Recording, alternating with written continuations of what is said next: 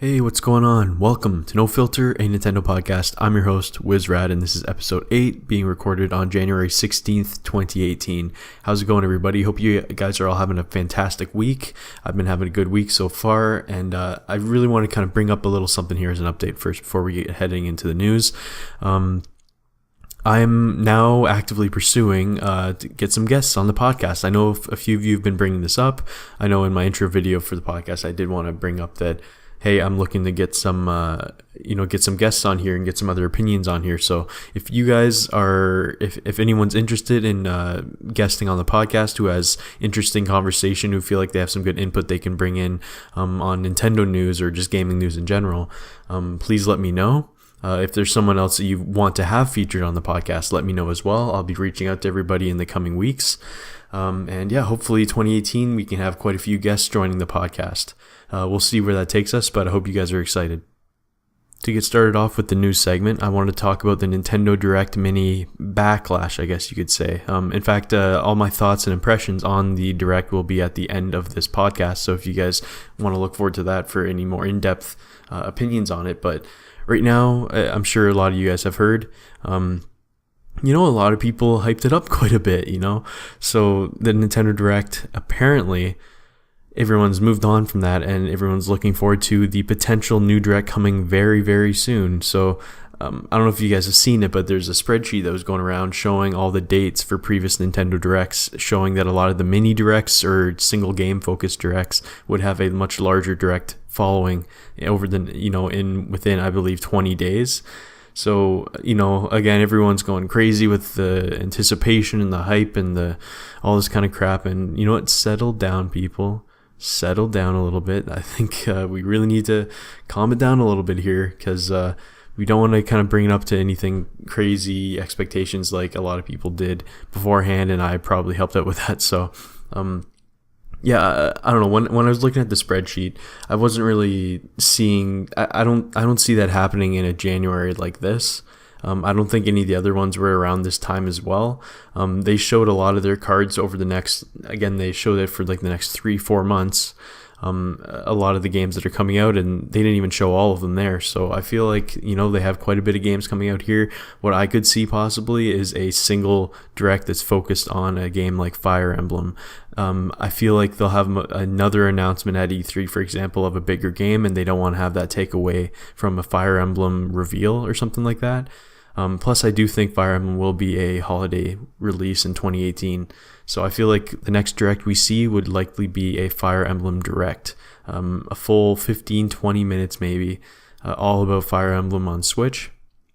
And I'd be extremely excited about that. But again, I don't think we're going to get another big Direct, at least not for another 2-3 months, maybe in April. The next bit of news is about Detective Pikachu coming to the West on March 23rd, 2018. Honestly, this is probably going to be one of the last buys I have for the 3DS. The rest of this year, all I can see, at least from what's announced so far, is Radiant Historia, the remake, which is one of my favorite RPGs of all time, so that's a must buy, and possibly Alliance Alive. I didn't end up getting what's it called, The Last Legacy or something like that. The other 3DS RPG that they made.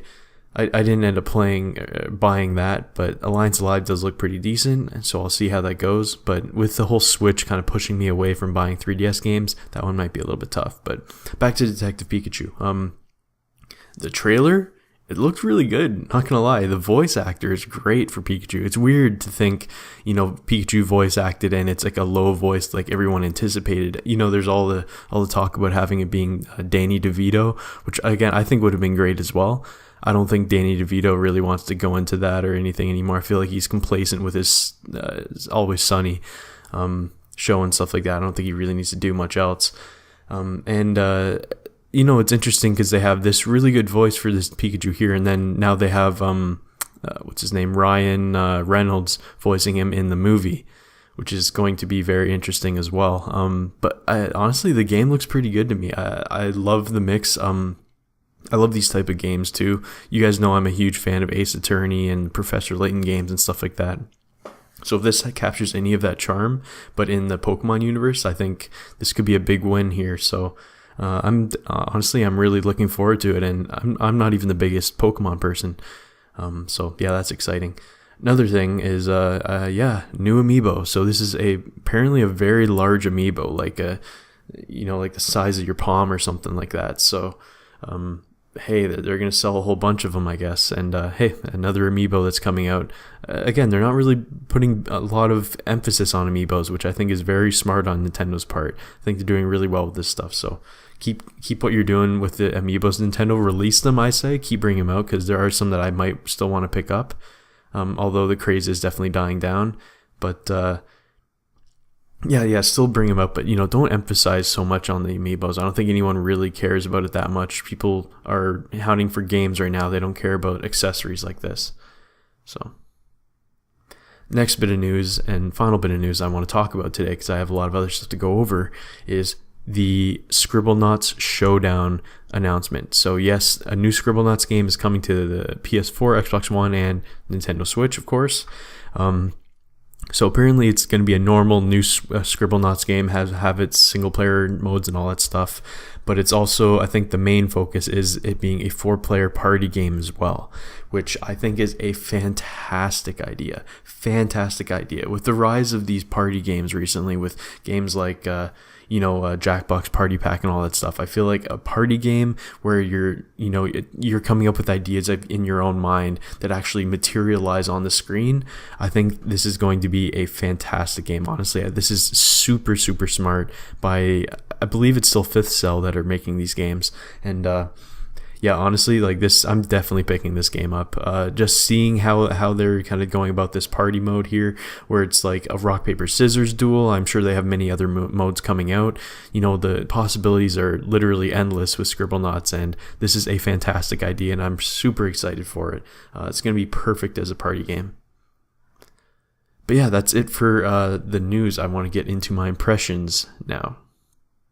So first off is The End Is Nigh. So as you guys know, this is from the creators of Super Meat Boy and The Binding of Isaac, Edmund McMillan.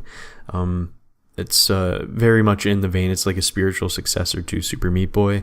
So this is very tough Twitch platforming, very accurate platforming, and it's just a hardcore platformer. It's not action platformer. You're not shooting any enemies.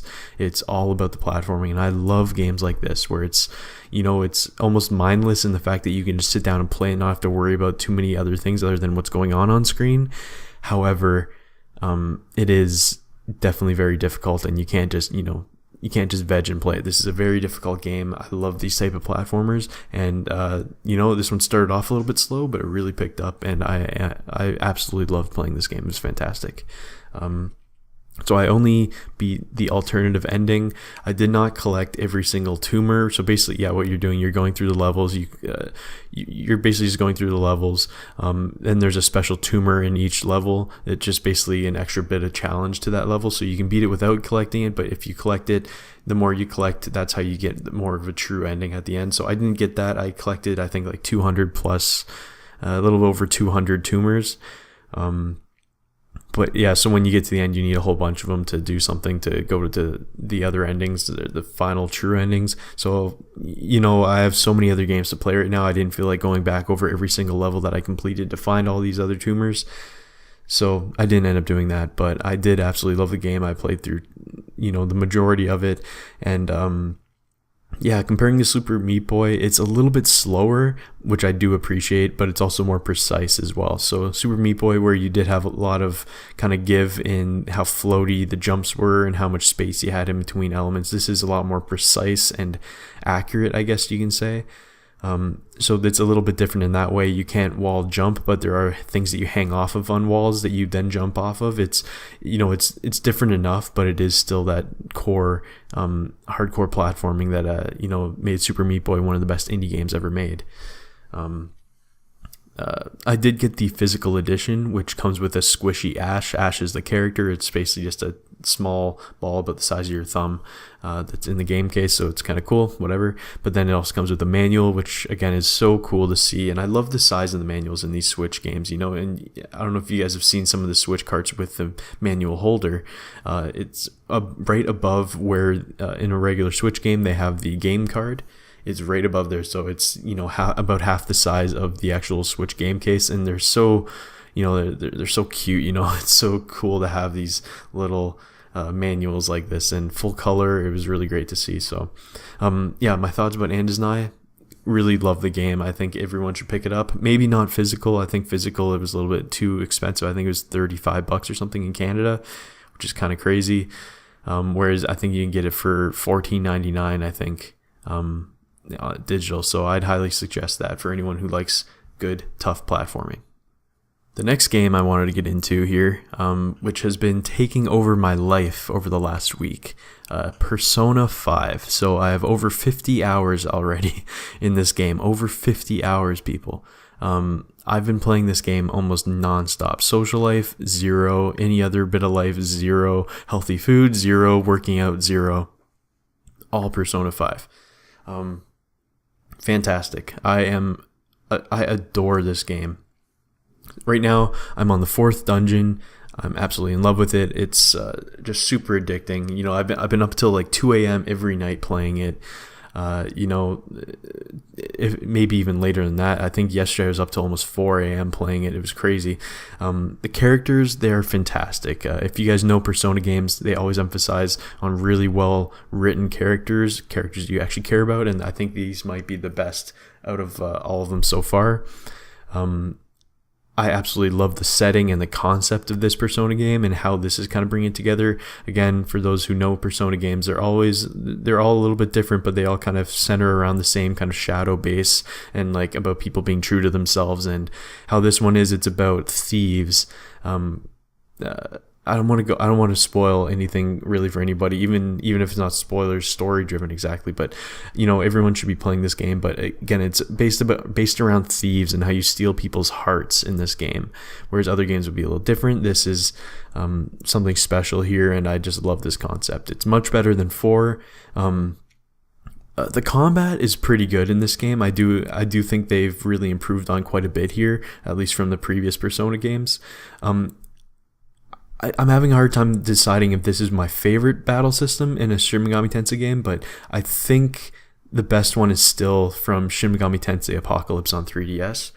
They always do have a very similar one, you guys all know, with the Agi, Geru, Bufu, the same type of abilities with the same sort of demons, but they always have a different hook for how the battle system flows. And this one's different here, where basically you hit, if you get hit the enemy's weakness, they knock down, you get a 1 more, which is basically you can do a follow-up attack.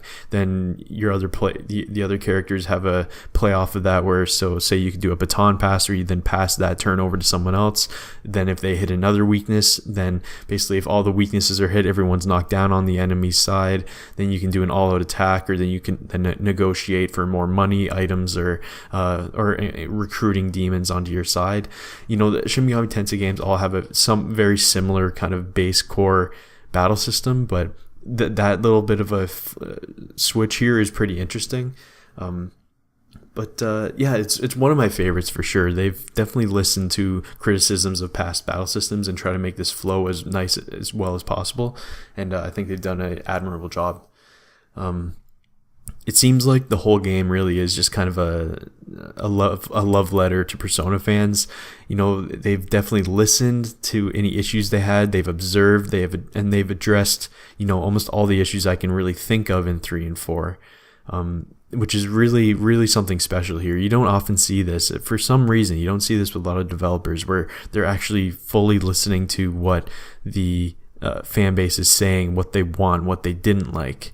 And it's clear that the Persona team here, they listened, they addressed exactly how it is, and then they threw in new things as well that people can either now criticize or appreciate. And I think this is just going to bode well for the next Persona game. Hopefully a Persona 6 comes very soon, not like a 10-year wait or whatever it was. One issue I do have is the amount of times they force you to go through a story progression throughout the day, but then I'm not allowing you to have free time. So again, if you guys aren't aware of Persona, it has the dungeon crawling aspect, it has the story aspect, and then it has like the social life daily time management aspect, where basically you have a daytime and after school time kind of thing, and then an evening time. You have to use those 3 spots, or sometimes 2 spots, mainly 2 spots for this game here. You have to use those spots up to increase your stats, increase your relationships with other characters. But one thing here they have is whenever it hits these story segments here that could go on for, multiple weeks at a time, sometimes they'll say, oh, sorry, you're too tired to do anything else in the evening. Sorry, go to sleep right away.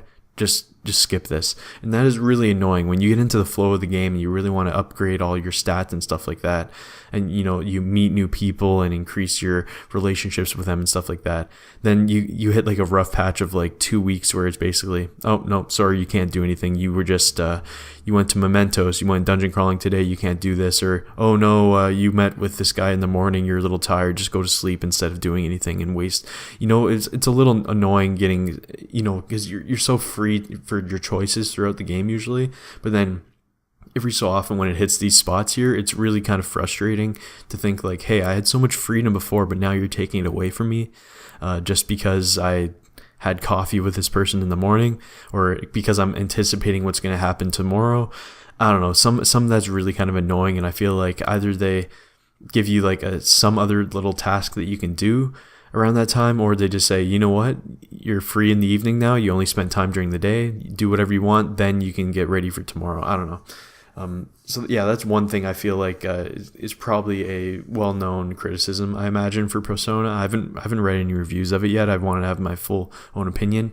Probably as soon as I beat the game, I'll probably look to see what the whole reception is for it. But all I know is it does have a high score on like Metacritic, for example. So anyway, off that kind of tangent there, fantastic game. I'm absolutely in love with it. Again, I'm 50 hours in.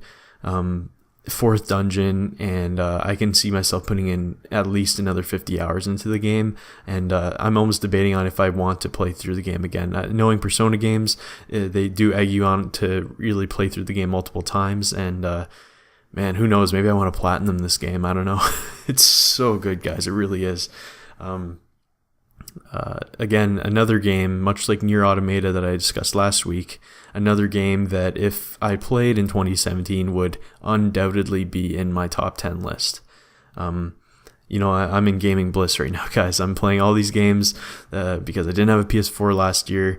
Now that I have this PS4, I have so many games that I've been meaning to play, and I'm looking forward to what's next as well, but I'm thoroughly enjoying Persona 5, and I'm thoroughly enjoying my lack of any social interaction for after work every day for the last week, which is pretty funny. So fantastic game. Next and final game I wanted to talk about here. I'm not complete this game yet. I haven't completed it, but I believe I'm getting right close to the end. It is Sonic Forces. So yeah, this game, I enjoyed the visuals. The premise is actually pretty decent. I kind of like the whole idea of Eggman taking over the world, Sonic kind of getting captured, this avatar saves Sonic, kind of a thing, and now they're trying to take the world back from Eggman. It's a cool little premise. I like it. It has a lot of different characters thrown in there. I feel like there's a lot of good fan service for a lot of the diehard Sonic fans out there. One of the main kind of hooks of this game is there's 3 different kind of gameplay choices that you have. So you can play as modern Sonic, you can play as an avatar character that you create, which is kind of creepy, but it's not too bad. And then you have the classic Sonic. The 3 play quite differently. Classic Sonic has different physics than modern. Classic is side-scrolling. The modern is 3D mixed with side-scrolling as well, with very terrible 2D controls. And then the avatar is a mix of 3D and 2D, but his is a little more slower, more deliberate. But honestly, his sections are actually pretty fun. They have a lot of stuff going on. It's pretty interesting. The music is pretty good. It's a lot better than, like the Rise of Lyric and all that kind of stuff. It's better than a lot of the recent Sonic games. But no, it's not up there with The Lost World, Colors or Generations, or even Unleashed yet. It's not up there, but it's not bad. It has some definitely good catchy tunes that I'll probably be downloading at some point soon. Some levels are really kind of a blast, like there's every occasion there is a really fun level, the levels are pretty short, but I think that's actually a good thing for a Sonic game like this. They don't drag on too long, which is always an issue I found with other Sonic games. But yeah, some of these ones are actually really, really good. Good fun to play. Some of the physics are really off though, and it's super, super janky. Again, like I bring up this modern Sonic 2D levels. His jumping physics are even worse in this. Are even worse in this game than in like the previous Sonic games, which is kind of crazy. Like he's always had really terrible 2D physics in these 3D modern games, but yeah, this is really bad here, guys. Some of the 2D sections are just kind of nuts. It doesn't seem like the levels are actually level designed. It doesn't seem like they're designed in any smart way whatsoever. Like that's kind of the thing I've had an issue with Sonic games for a long time now, is that they just don't have a good focus. They don't seem like they actually sat down and they wanted to design a good level for a lot of the levels. But again, what I'm getting back to here is that so many Sonic games are just so inconsistent with their levels. For example, Sonic Lost World, for the first 3 worlds, it was like the best Sonic game I've ever played. It was so fantastic. But then you get to some of the later levels and you can see the quality just dropped, as if they just gave it to a C team, whereas the A team was done. They're in, they're out, they're finished their job. Then the C team just fleshes out the rest of the experience. I feel like that might be the same here, but it seems more spread out, where it's like these few levels are really fantastic, and then you go to this other one and it's really kind of garbage. It's kind of sad to see, and it just seems like it's always happening with Sonic games. I don't know what it is. The inconsistency is really kind of a bummer. But again, I am enjoying my time with the game, though. There's something, about the inherent charm in Sonic games that really kind of gets to me. It's weird, they really need to, something about just the aesthetic, how the game feels. It's really cool to see a game like this that isn't from a Nintendo, that is doing relatively decent in modern times. And it's interesting like this. There's always new ideas kind of thrown in there, but I feel like they are kind of getting caught up in too much of the same here, and they really need to just clear out the house. They need to fully restart, completely design modern Sonic brand new one time again. I don't think with how they're going about here and trying to patch in how they're doing this modern Sonic take, I think they need to really just revamp everything brand new. Create what is a Sonic game, design it like a Nintendo company would do. That's how I want to describe it here. Go into it thinking, what is the good gameplay hook that we want for Sonic? What is the gameplay that Sonic has that brings it is fantastic, everyone wants to play? Come up with that, then design around that. You know what I mean? I feel like they really need to do that. Not just throw in a bunch of crap and stick with the status quo. They can make modern Sonic great. There are glimpses in this game that are great, but I don't think you can just try to patch and fix it up to make it like that. It just hasn't worked over the last, decade or something like that. At least not recently. Even games like Sonic Generations and Sonic Colors, and Lost World, for me, a lot of people didn't like Lost World. Those games, they have the potential. They were really good games. They were really, really good games, but they're still modern Sonic games that were not, they're not at the level that you're seeing Mario games kind of get brought to all the time, or Zelda games get brought to. As a mascot character, he deserves better, and I feel like they really got to just revamp the whole thing. Go down to the basics, but figure out what makes it great and then build up on it. Because they have some talent here. The Sonic team has some talent, but I don't know if it's just budget-wise or whatever it is, but they just seem to drop in quality way too often to make a game consistently great.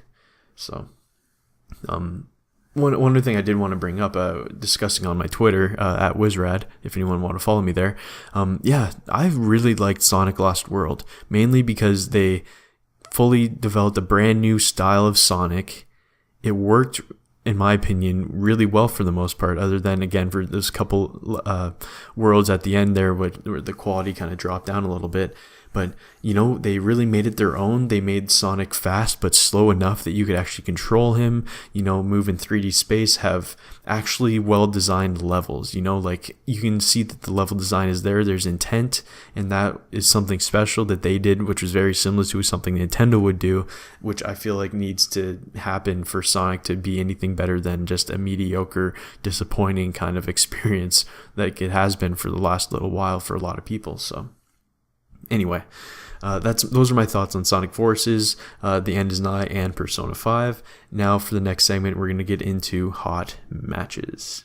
For this segment of hot matches, I wanted to talk about my top 10 Wii U games that need ports on the Nintendo Switch. So these aren't necessarily my favorite Wii U games, but I feel like these are the ones that benefit having a second win on the Switch, and that these are games that you should play. So in fact, not all these games I've even played yet on the Wii U that I just want to have a chance to play on the Switch, because I just can't bring myself to buying another Wii U game now.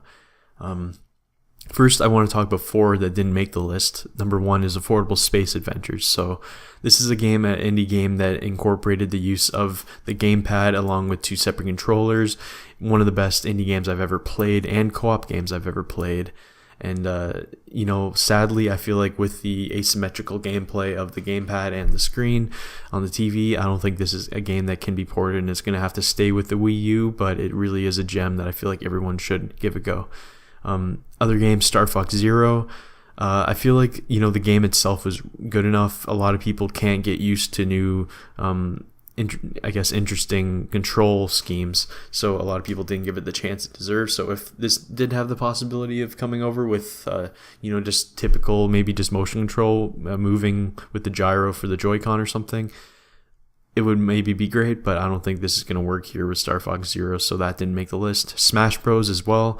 I'm not putting this on because I feel like they're not making a remake. They are 100% making a new Smash Bros. Game, so I'm not going to put that on the list. And same thing with Super Mario Maker. I feel like they're making a sequel that incorporates a lot of the original assets, but it will be a sequel nonetheless. So anyway, let's get started on the top 10 for the Wii games that I wanted to have here. So number 10 is Hyrule Warriors, which was announced in the Nintendo Direct. That was one game I skipped. I just couldn't bring myself to buying it on the Wii U. But now if it came, now that it is coming to Nintendo Switch, that is one game that I am definitely looking out for and will possibly buy, depending on how I appreciate Fire Emblem Warriors that I just got over the Christmas holidays. Number 9 is Paper Mario Color Splash. The only Paper Mario game I haven't bought. I really wanted to voice my concern and my my opinion about where the Paper Mario series is going. But something still inside me really wants to play Paper Mario Color Splash. I just love Paper Mario. It held such a nostalgic piece in my heart, So even if this isn't like a Paper Mario game that I want to see, that I want to play, it's still a Paper Mario game. So I do want to give that a go. So that's my number 9. Number 8 is The Wonderful 101. This one almost didn't make the list because I thought this might have been similar to Affordable Space Adventures and Star Fox Zero, where the control scheme wouldn't work with the Switch, but then I remember back to it. I never really used the asymmetrical gameplay part of it. I used just the thumbstick to draw the weapons and stuff like that in the game, and it worked fine. It worked quicker than using your finger to actually draw it. Maybe not as precise, but you get used to it. So that's my number 8. The game is fantastic. I love that game. Platinum Games, they know what they're doing, and that game definitely deserves another breath with the Switch. So I'd love to see that. I feel like that should definitely come to the Switch as well. Number 7 is a Donkey Kong Dual Pack. So this would have included Returns and Tropical Freeze. But however, they did announce just a Tropical Freeze, which is really disappointing. I know they've redid the first Returns on 3DS, so that could be a reason why they're not doing another remake of it. But I would have loved to have a dual pack. I would have bought that for the $60. But if it's just Tropical Freeze, not going to happen. I played it on the Wii U, absolutely loved it. One of the best 2D platformers I've ever played. But again, I already have the full game, and Funky Kong ain't doing it for me. Number 6 is Kirby and the Rainbow Curse. So this is a game I have not played, but I did miss out on the Wii U, and I did want to pick up, but just I don't know, something about on the Wii U, it just didn't happen for me. Kirby games, I've always appreciated the spin-off Kirby games more than the actual mainline series. So Kirby Rainbow Curse, I never got to play Canvas Curse. I've heard so many good things about it. Kirby Rainbow Curse is one that I think would be great. Have a really cool game that would just be handheld only. That would be really cool. Or maybe they could do it on the TV as well, but I'd like to see that. Maybe they release a physical $30 and it comes with a stylus or something that's meant for the Switch. An officially branded stylus for Switch. That'd be really cool. So that's my number 6.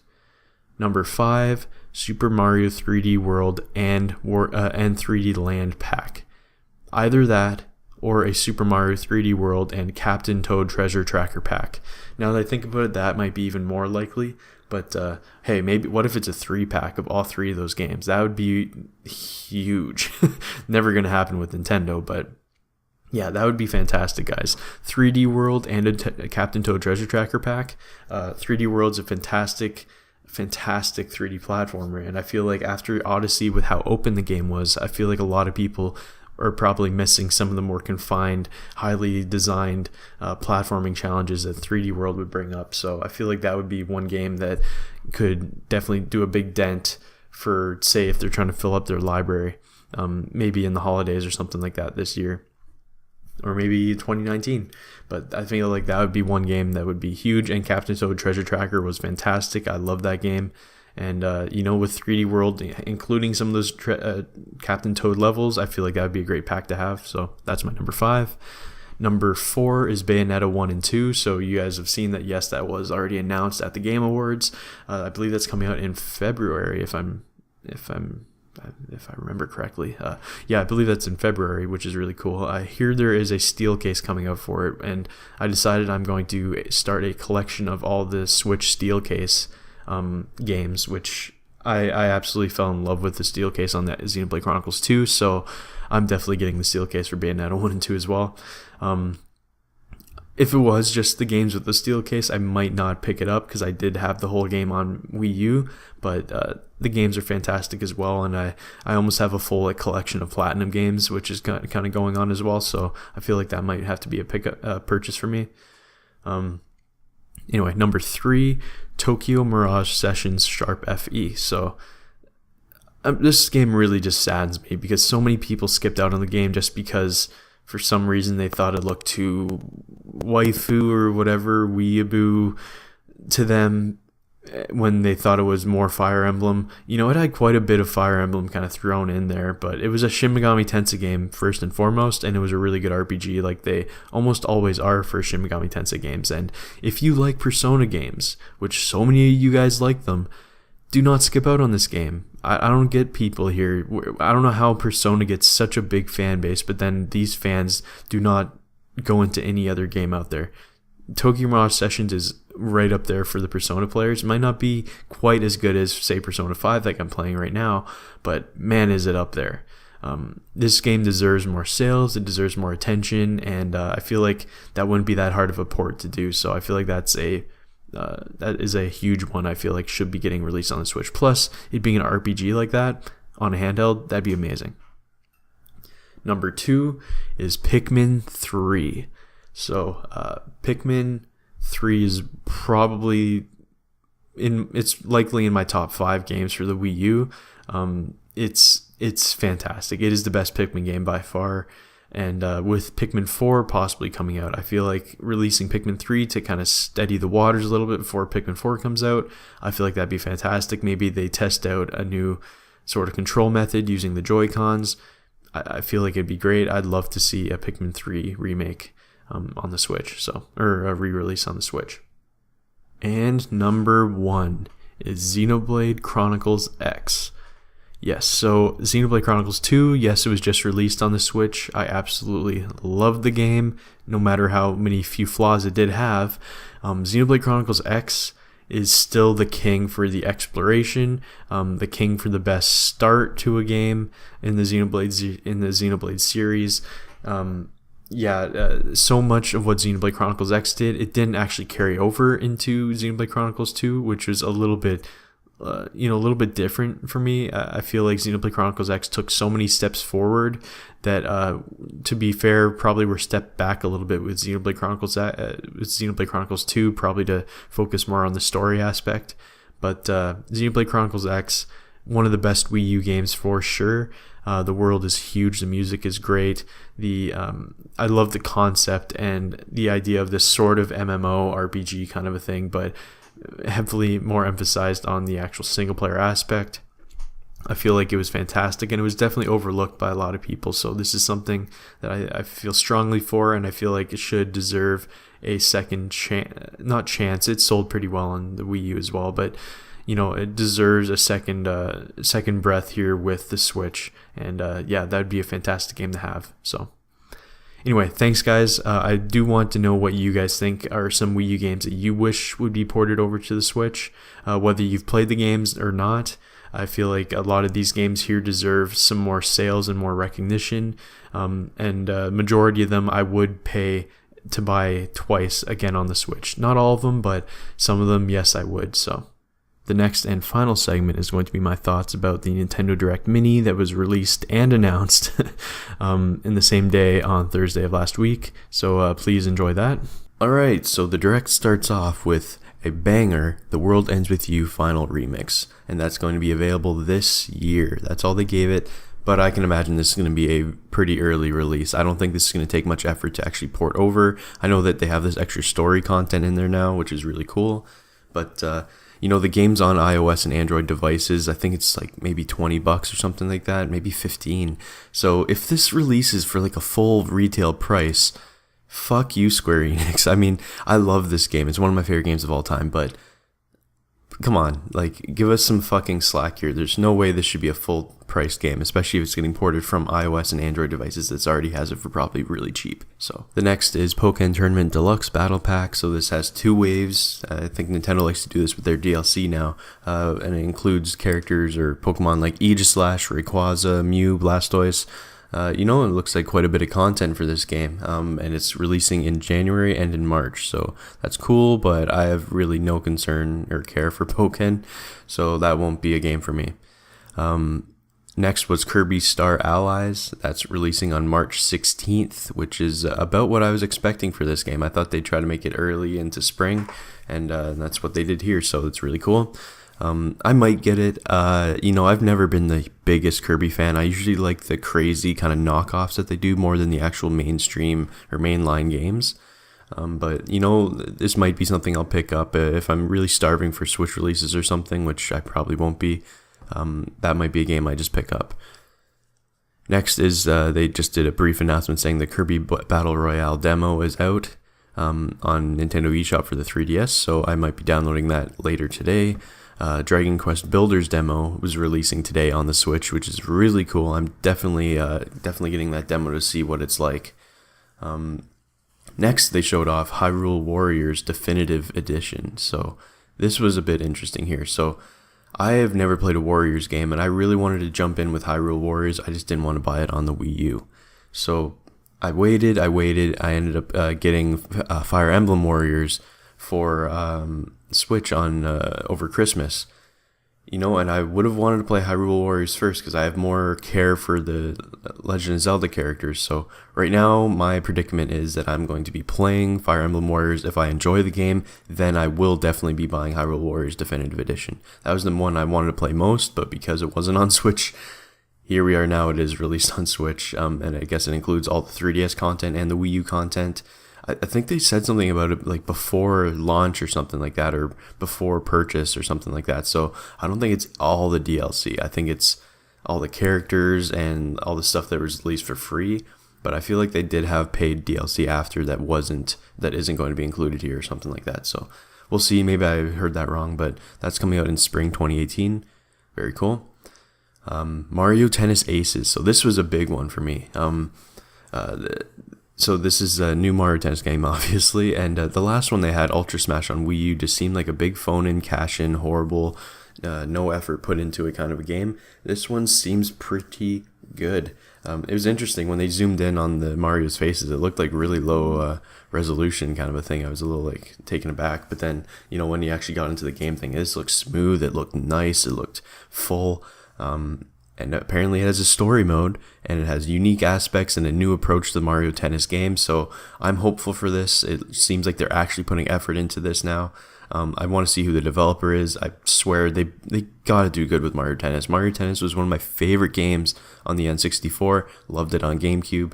And they just kind of dropped the ball with it on 3DS and the Wii U. And, I'm super looking forward to this. Having a Mario Tennis game handheld is fantastic. So again, this is releasing spring 2018, story mode, new approach. I'm really hopeful for this game. So that is a huge buy for me. Next, they announced Ys 8, Lacrimosa of Dana, or Dana. So that's releasing this summer. I've never played an Ys game before. I've always seen them. I've seen them on sales, and I was like, man, I know this is something I could get into. But it's always a little intimidating when you see, an 8 behind the name. So it's like, oh, I must have missed so much already. Can I really jump into this series? And that's what I think is always kind of the trouble with games like Final Fantasy, for example, for the casual player. Even though they kind of reached more of a casual crowd, but a lot of people might not know and probably just don't even really look it up if it's just a direct sequel, or if it's just part of the world that they'll be missing out on a lot. So a lot of people might skip it. But yeah, that's one game that I might be looking towards. That's a maybe for sure, and that's coming out this summer. Next game, a Super Mario Odyssey free update, which is really cool. I was anticipating DLC, paid DLC for Mario Odyssey, and I feel like that could still come out. But this is pretty cool here. So they showed off Luigi's Balloon World, which is kind of a new mode. I imagine there'll be one Luigi in each level, and basically it's like a hide and seek game where you have, I guess it's 30 seconds to go hide the balloon somewhere. So the other player gets an arrow. They see, oh shit, I got to get there. And they have to catch it within that 30-second time limit. And that's pretty cool to see. I think that's going to be a really fun mode, and I'm definitely going to hop back in there to play that. It also includes new outfits and new filters for your snapshot mode, and that's out this February. So that's really cool. Again, I love that Nintendo does these free updates, because this is legit content here, guys, and that's going to be a lot of fun. So that's definitely a must grab for me. Next is SNK Heroines Tag Team Frenzy. I have no idea about the SNK, characters. It seems super waifu and all that kind of stuff. I'm not a big fighting game fan, so I'm going to be skipping on that, but it is this summer for those who are interested, as well as ACA Neo Geo Art of Fighting 2, which launches today on the Switch eShop. I'm not the biggest fighting game fan. I will get into some when they tempt me enough. But that's a no-go for me as well. But again, that's out today, which I love when they do these announcements. Hey, it's releasing today. It's out right now. Next game is Mario Rabbids Kingdom Battle. So they had a really cool trailer for this. The new story DLC includes Donkey Kong. So that was a really cool trailer. I was hoping that they'd have the Kong Rabbid like face off against Donkey Kong or something like that. I feel like that could be in the story, honestly. It's pretty cool. He had like a boomerang banana, throwing Rabbid Peach really far. I feel like that might be his ability, where like he runs maybe slow or something, but then he can climb stuff, or maybe he just throws people extra far. That'll be really cool, guys. So that's releasing this spring. So I still haven't bought the Mario and Rabbids Kingdom Battle DLC. I'm going to have to see kind of what the story is. I love that game, but I don't know if I want to spend, I think it was like a $25 in Canadian to get the DLC, which is kind of absurd. It might be $30 actually. So like this is going to have to be a lot of content. I'm going to want to see some reviews of it before I really jump into it. But that's definitely a maybe for me, and it looked really cool. Next is Payday 2. And so this one has exclusive character, Joy with an LED mask, which looked really cool, and some other cool features, some timed exclusive stuff in there. That's releasing February 27th. It's a maybe for me. I've heard good things about Payday, but it all depends on the price for me. This is another one of those games where it's like, it's been out for so fucking long everywhere else. It's probably been on Black Friday sales up the wazoo everywhere. this better be a discounted game here. It doesn't have to be, $15 discounted, 40 maybe, 30, 40. That's what it should be. That's what I imagine. If it was a $30 price tag in Canada, then that's a must buy for me. I'd get it day one. But if they try to pull out a $79.99 in Canada, no fucking way am I buying that game. So it's a maybe for me right now. Next, they showed two indie games, I guess you could say, but one is called Faye, which is an EA original. So this is from Zoink Games, who did Stick It to the Man, and they're doing the other game soon as well. Yeah, Faye, so that's really cool. That's definitely a must-buy for me. I appreciate their work, and they do some good stuff, so that's definitely a must-buy, and it looks really cool, like the art style and how everything's going. It makes me think of a game like the Abzus or Journeys, so really cool. And the other indie game they showed off was Celeste, which I've heard really good things about. And it looked really fun. The art style might turn off a lot of people when they see something like that, because there's a lot like it, but it did really seem fluid and looked like a lot of fun. It's a maybe for me. I have so many indie games to get, and so many they didn't include in this direct, so that's one thing I might have to look at after.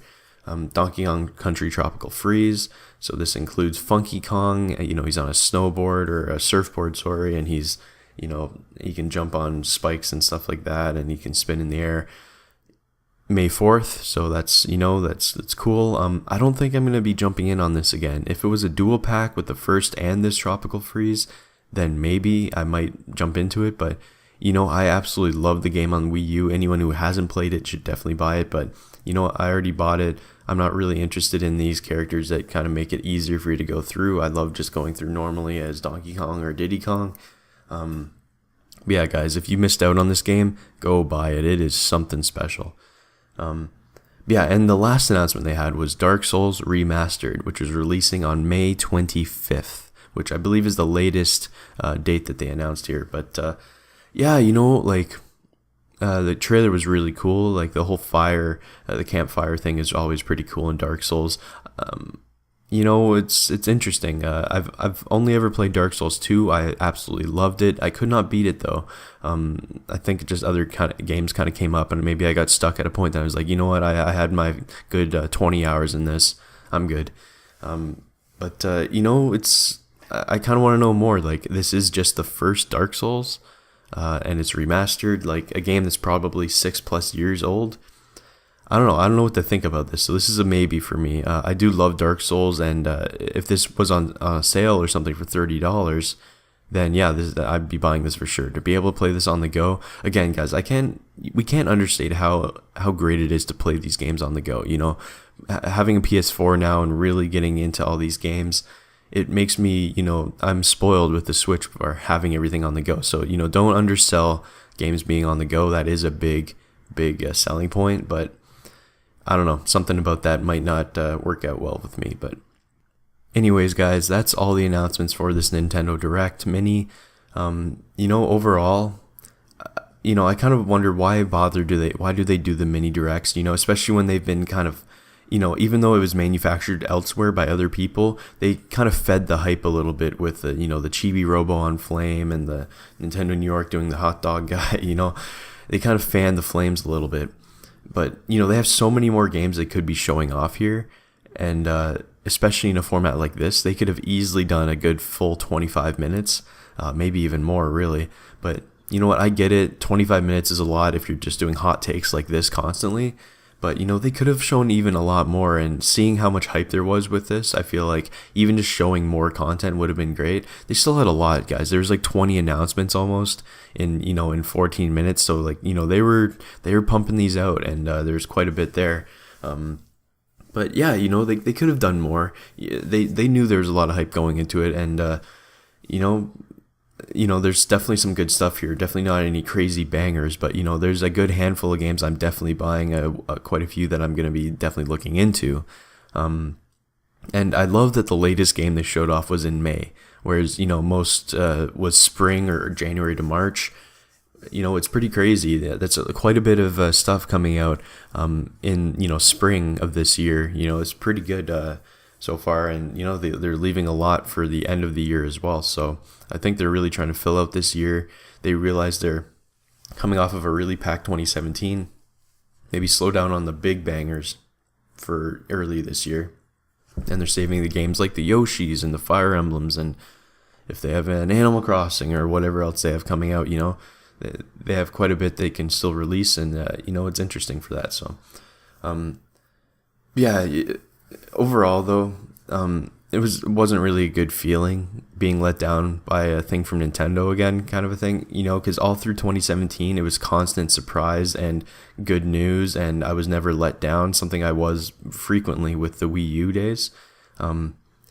It's kind of proof that when you have a ton of your content, letdowns aren't that easy. So like when they had so much stuff to bring out throughout 2017 and so many huge bangers that like now, when it is a little bit of a letdown with a direct that you're like hyping up yourself, it's a little disappointing to see that from Nintendo. And I feel like even if you did kind of limit your expectations, you did expect some more kind of new stuff from Nintendo released in this, because you think they'd want to start off 2018 with more of a bang than what they kind of did here.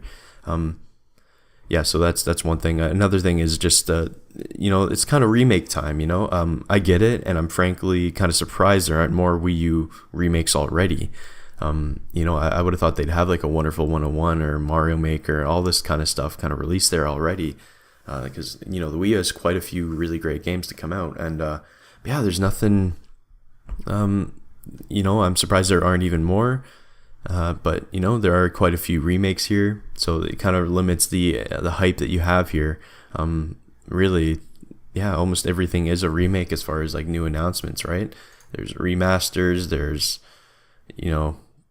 it's pretty much all remakes other than Mario Tennis and some of the other smaller games that they have out here.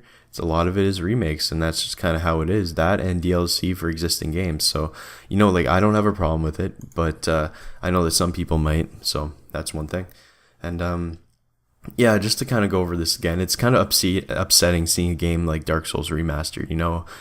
Again, I've only played 2, but like this better be at a discounted price, guys. Like this is a 6+ year old game, maybe even longer, really, and it's remastered. Like, come on, it's it needs to be at a discounted price. I'm going to have a no filter rant about this at some point soon, but come on. Also, Tropical Freeze, it's not a dual pack. That's what would have made me buy it for sure. Fuck. And Payday 2, again, it better not be some absurd price.